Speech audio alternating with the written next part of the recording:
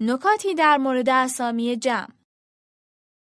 همانطور که در بخش قبل بیان کردیم، برای جمع بستن یک اسم عام باید حرف اس را به آخر اون اضافه کنیم.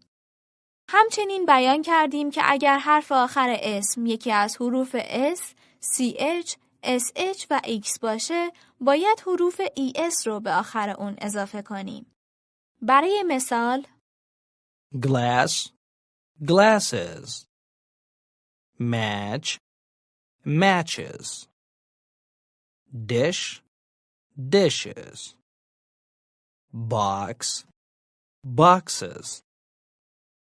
اما هنگامی که حرف آخر یک اسم حرف O باشه، اغلب از ES برای جمع کردن اون استفاده می کنیم. برای مثال tomato, tomatoes. Potato, potatoes.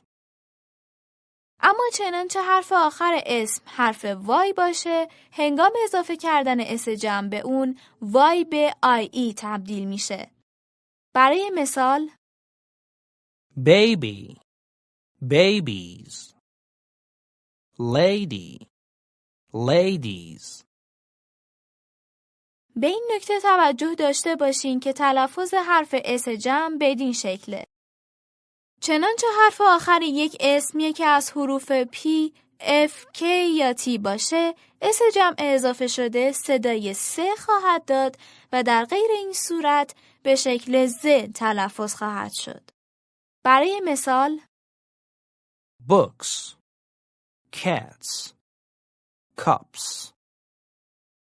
Jungles, doors, walls. به این نکته توجه داشته باشین که برای جمع بستن اسامی عام چند استثناء وجود داره. در بیشتر موارد اگر حرف آخر اسامی عام صدای ف بده، هنگام اضافه شدن اس یا ای اس حرف آخرشون به وی تغییر میکنه. برای مثال Knife, knives. Leaf, leaves.